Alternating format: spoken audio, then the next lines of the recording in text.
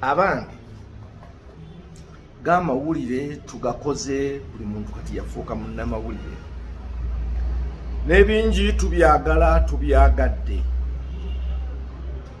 ne bye twagala tutuukeko oba tuwulirwe nabyo weebiri.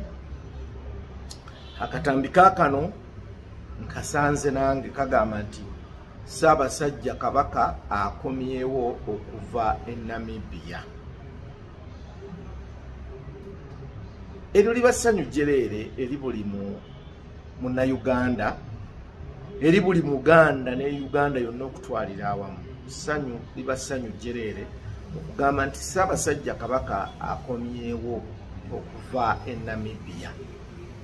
Akatambi kano kenjagala olabe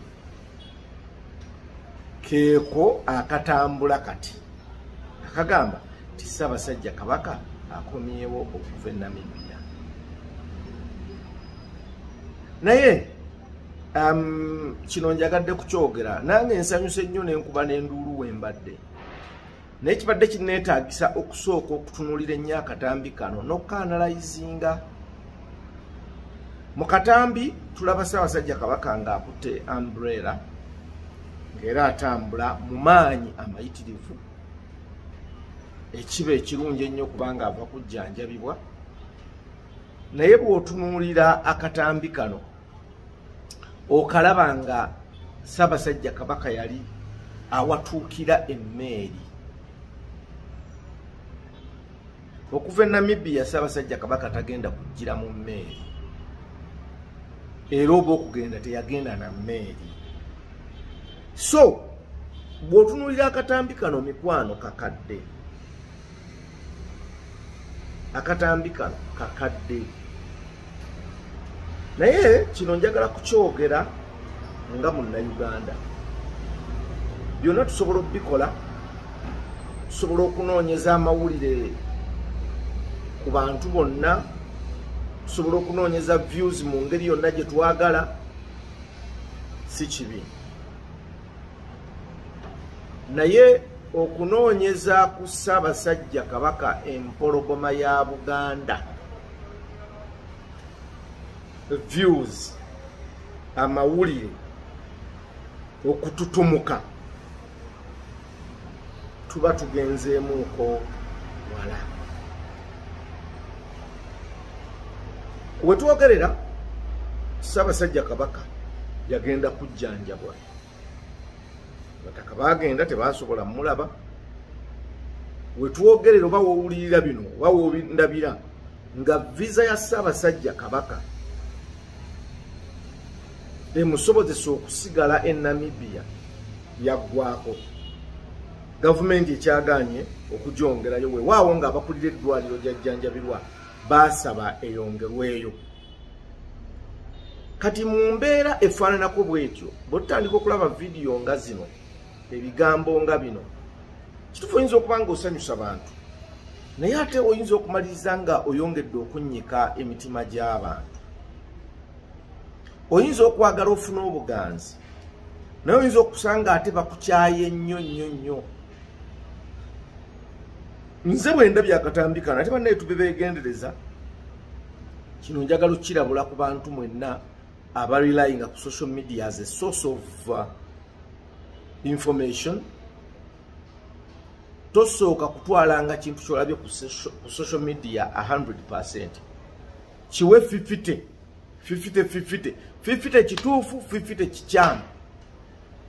Kuba bw'otakola ekyo bagenda kukutomeza naawe otandike okureportinga. Nze we nakulira tetwalina nnyo social media, twalinanga mpapula z'amawulire, TV nezeyongerawo. Naye ngera abantu bagambanga ne radio yagambye, ne ku radio bayogedde. Kati we tuli nti ate munnange ne mainstream media, source of news ya mainstream media ate kati social media, awe tulaze. So kino njagadde kyogera ate nga bwe mbuulirira nti amawulire tugakoze tugakola tugaagala. naye tuteekwa okuba abeegendereza tumanye tugakola ddi tugakolera kwani tugakolera wa eyo nno nsonga nkulu nnyo kati oli okukeera ku makya nanga nti kabaka yakomyewo kitegeeza nti gwalaba nga tonnakiwa 100% 50 genda ku mikutu nga CBS BBS balina social media platforms nayo tunulayo jangu ku mikutu nga guno tunulayo kyetutana reporting nga tolowooza nti kiba kituufu so tubebegendereza obutatomezebwa naye n'abantu abali mu social media bakola ebintu bino bloggers naffe tubebegendereza obutaripotinga bintu bitatambula bulungi nze Kimuli Godfrey Magunda mutabani wa Ventino Magunda egwenda Budukoma Nsimbi Director KPG Dream Goals Consult Limited feno tusangibwa wano Kawempe okuliraana office za Mira tutunda ttaka ate nga tutunda ettaka lya byapa byokka kati bwoba otwetaaze ekisooka yitira ku ssimu 0700 34 10 31 ne 0757 62 92 95 tutunda ttaka ate nga lya byapa byokka kati gwampuliriza tulina ettaka essemuto ploti 5 ku 10 ya bukadde 6 kitundu ne Wobulenzi Kisango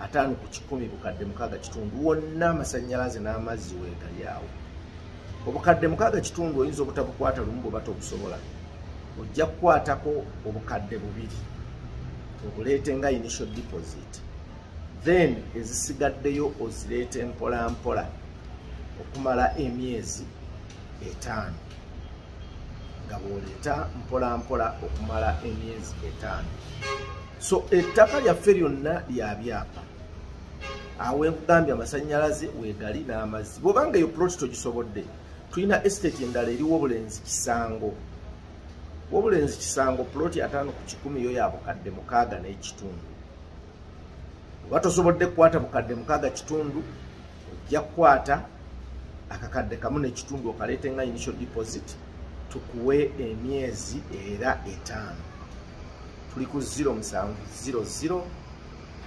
34 10 31 ne 0757 62 92 95 kulinze tukuweereza